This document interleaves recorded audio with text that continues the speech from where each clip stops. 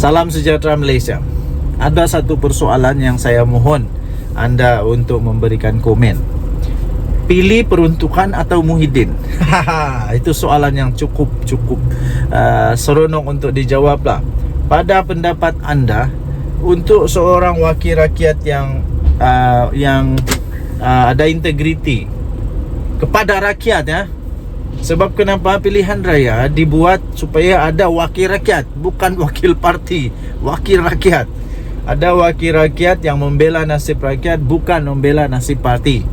Jadi, pada pandangan anda, ahli-ahli yang berhormat ini patutkah memilih peruntukan atau memilih Muhyiddin Yassin? Kalau ditanya kepada saya, of course, dengan serta-merta saya akan jawab, mereka patut pilih peruntukan untuk rakyat. Walaupun begitu, mereka juga tetap sekarang ini mereka tetap setia dengan Bersatu. Mana ada dorang letak jawatan pun, mana dorang keluar parti pun, mereka tetap setia dengan Bersatu. Cuma saja sebab kerja mereka ialah untuk mempertahankan rakyat, untuk membantu rakyat, bukan membantu parti. Bukan membantu parti, bukan memajukan parti, bukan mengembangkan parti, jauh sekali mengayakan parti, apalagi dengan cara yang tak betul, kan? Jadi, pilih peruntukan atau pilih Muhyiddin, mana yang sepatutnya mereka lakukan? Anda tolong komen. Pengurus CPN tidak patut jadi penghalang untuk MP Pembangkang dapat dana dalam waktu terdekat. Betul. Sepatutnya mereka beramai-ramai, seluruh mereka berilah sokongan supaya dapat peruntukan, bukan memilih Muhyiddin. Kalau itu soalan dia lah.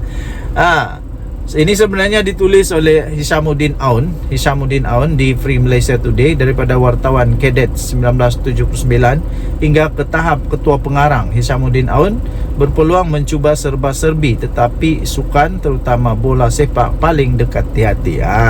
Ini sepatutnya berita baik buat ahli Parlimen Pembangkang. Malah ia menawarkan satu kesempatan kepada mereka untuk menamatkan penantian terhadap apa yang selama ini mereka harapkan.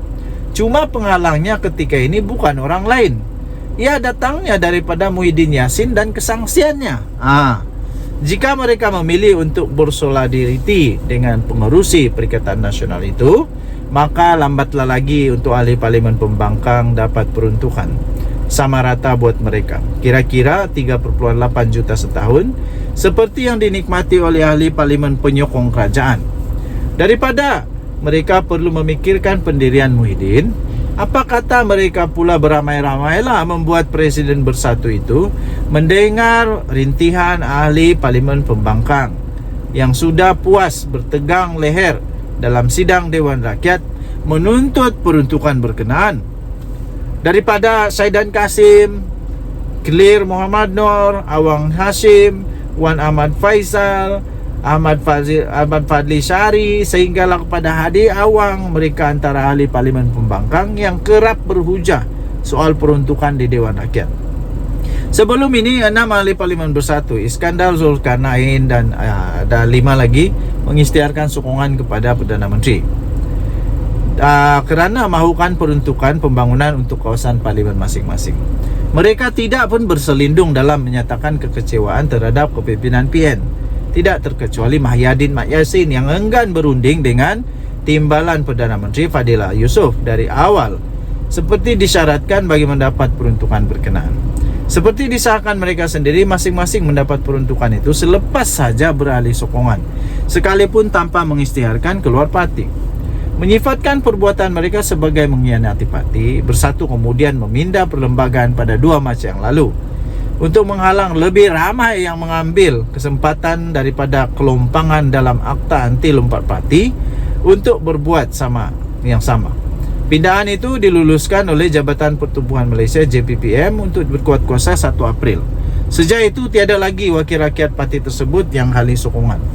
Pada 19 Mac, 3 pemimpin PN, Ketua Pembangkang Hamzah Zainuddin, Taqiyuddin Hassan dan Ronald Kiande, mengadakan perjumpaan dengan Fadillah pula di Parlimen untuk membincangkan soal peruntukan.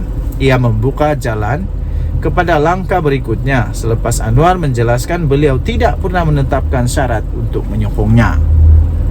Ini susulan atau pengumuman Fadilah pada 18 April bahwa Majlis Pimpinan Tertinggi Sekretariat Kerajaan Perpaduan pada dasarnya bersetuju untuk mempertimbangkan bagi menyalurkan peruntukan kepada ahli Parlimen Pembangkang selepas keputusan itu dicapai dalam mesyuarat yang dipengerusikan sendiri oleh Datuk Seri Anwar di Seri Perdana sehari sebelumnya. Berikutan itu satu MOU akan dirangka terlebih dahulu, kemudian akan dipanjangkan kepada pembangkang sebagai langkah untuk perundingan seterusnya. Kerajaan tidak mengenakan sebarang paksaan, sebaliknya berharap ia dapat dipersetujui bersama untuk dilaksanakan.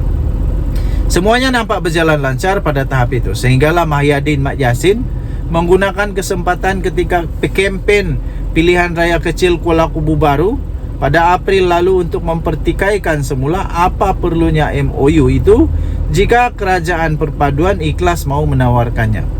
Kesangsian ahli parlimen itu daripada pagoh itu adalah terhadap syarat yang bakal dikenakan. Muhyiddin juga turut membuat perbandingan dengan waktu beliau menjadi Perdana Menteri. Peruntukan diberi kepada pembangkang tanpa mereka memohon atau diikat dengan sebarang MOU atau perjanjian. Cuma beliau tidak berterus terang bahawa peruntukan RM300,000 kepada semua wakil rakyat ketika itu ialah untuk menyediakan bakul makanan kepada rakyat ketika pandemik. Ia tidak sama dengan peruntukan pembangunan kawasan CDF kepada semua ahli parlimen sebanyak RM3.8 juta setahun setiap orang. Seperti yang didedahkan oleh Anwar sebelum ini, Muhyiddin tidak memberikan peruntukan kepada wakil rakyat pembangkang ketika beliau menjadi ketua pembangkang di Dewan Rakyat, dan ia hanya diperoleh di era pentadbiran Ismail Sabri Yaakob selaku Perdana Menteri ke-9 dari Ogos 2021 hingga November 2022. Mungkin Mahyadin Mat Yassin mengharapkan orang akan lupa. Terbaru pada 14 Mei lalu, Fadilah memaklumkan bahawa draft MOU berkaitan peruntukan untuk ahli Parlimen Pembangkang hampir siap dan sedang dimuktamadkan. Maknanya penantian mereka selama lebih 17 bulan akan berpenghujung dan mungkin hanya perlu menunggu sedikit masa lagi. Sebagai menjawab kesangsian Muhyiddin, Timbalan Perdana Menteri menawarkan penjelasan bahawa MOU itu bertujuan mewujudkan usaha bersama bagi menggerakkan pembangunan negara dengan fokus kepada ekonomi dan kesejahteraan rakyat dari segi kestabilan dan keamanan. Tiada pun syarat yang mengikat, sejauh sekali keperluan menyokong Anwar yang sudah memiliki majoriti selesa untuk diganggu-gugat. Katanya, saya tak nak komen apapun. Dia kata, Muhyiddin kata, tak perlu nak layan, tapi sekarang ini apa yang kita nak laksanakan, kaedah itu MOU itu kalau ikutkan tak perlu pun, kerana kerajaan sudah ada 2/3. Tetapi kita nak laksanakan supaya akhirnya perjanjian itu ada persefahaman untuk gerakan pembangunan negara, kata beliau. Wow, artikel ini adalah pandangan penulis dan tidak semestinya mewakili FMT dan juga tidak semestinya mewakili channel ini, The Twin TV. Anda boleh baca ini di Free Malaysia Today. Don't di Suara Rakyat bergema di channel ini. Bye-bye. Salam sejahtera Malaysia. Denyut nadi Suara Rakyat bergema di channel ini. Tuan-tuan dan puan yang dihormati sekalian, ada berita baik ya. Hari ini, berita baik hari ini adalah hari public holiday untuk hari Wesak. Selamat menyambut hari Wesak kepada semua yang menyambutnya. Berita baik yang kedua ialah yang baru saja diumumkan oleh Perdana Menteri Datuk Seri Anwar Ibrahim. Tapi berita baik ini akan menjadi berita buruk. Akan jadi berita buruk bagi banyak pihak, termasuklah walaun, termasuklah penyokong-penyokong bekas Perdana Menteri atau siapa ajalah yang takut dengan undang-undang. Siapa saja yang takut dengan undang-undang negara Malaysia yang adil, yang memang tak berkompromi, yang memang betul-betul tidak memberikan sebarang diskriminasi. Ini berita buruk untuk anda. Kerana Datuk Seri Anwar Ibrahim memberikan jaminan di dalam ucapannya. Beliau memberikan jaminan bahawa kerajaan tidak akan campuri proses kehakiman dan agensi penguatkuasaan. Inilah yang terbaik ya. Inilah yang terbaik sebenarnya, tuan-tuan dan puan-puan yang dihormati sekalian. Yang akan menyebabkan berita buruk adalah, okey, kita ambil tiket dulu. Hari ini kita jalan-jalan, public holiday kan. Jadi jalan-jalan pergi beli barang. Mau pergi beli ink printer. Okey, yang menjadi berita buruk ialah sebab ramai orang yang fitnah kerajaan. Ramai orang yang fitnah Datuk Seri Anwar Ibrahim, kata mereka Datuk Seri Anwar Ibrahim campur tangan lah. Lepas itu macam-macam lah. Lepas tu ada yang cuba untuk pujuk ke apakah untuk supaya Datuk Seri Anwar Ibrahim campur tangan. Itu berita buruk bagi anda semua yang mahu begitu, yang fitnah begitu. Sebab kerajaan tidak akan pernah dan tidak akan campur tangan dalam apapun kes kehakiman. Jadi jangan cuba-cuba fitnah kerajaan. Jangan cuba-cuba fitnah kerajaan yang ada sekarang. Sebab nanti yang susah siapa? Nanti kalau fitnah, yang susah diri sendiri. Kena tahan, kena siasat polis.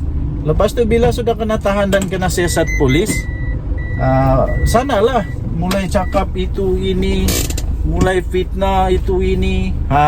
Jadi kerajaan tidak akan mencampuri sebarang proses kehakiman dan memberi ruang sepenuhnya kepada agensi penguatkuasaan seperti Polis Diraja Malaysia dan Suruhanjaya Pencegahan Rasuah Malaysia SPRM. Membenteras rasuah dan ketirisan hasil negara. Perdana Menteri Datuk Seri Anwar Ibrahim berkata, peranan Jabatan Audit Negara juga perlu diperkasam supaya tata kelola dalam perkhidmatan awam dapat ditambah baik. Hal ini ditekankan untuk mendapat dukungan dan bertindak dengan begitu tegas dengan baik serta menjalin perkhidmatan awam yang lebih teratur, menjamin perkhidmatan awam yang lebih teratur, bersih daripada rasuah dan kelembapan dan kemalasan. Saya setuju sangat dengan ini. Bagi penjawat awam yang pemalas, yang makan gaji buta, yang harap naik gaji saja, yang selalu terfikir aku penjawat awam, apapun yang aku buat tetap tak kena buang kerja, tetap naik gaji juga dan sebagainya, minta maaf, anda tidak akan dapat dilayan begitu lagi ya. Sudah terlimpas zaman-zaman begitu. Zaman sekarang zaman terbaik. Okey. Mungkin ada yang memandang remeh dan anggap ini sebagai slogan politik, tapi akibatnya besar sekali yang mungkin tidak ramai sedar. Kesannya berantai dan menjalar hingga ke bawah. Yakinlah dan mudah-mudahan kita dapat benteras sekiranya kita bertindak secara konsisten, berani dan tegas melawan rasuah daripada peringkat tertinggi sehinggalah serendah-rendahnya, kata Perdana Menteri Datuk Seri Anwar Ibrahim. Datuk Seri Anwar Ibrahim berkata demikian dalam perutusan negara yang disiarkan secara langsung di semua saluran media tempatan pada malam tadi. Pada masa yang sama, Perdana Menteri meluahkan keyakinan isu rasuah dapat diselesaikan jika diperteras secara konsisten dan tegas. Dan yang hadir Suara Rakyat bergema di channel ini, tinggalkan komen anda. Bye.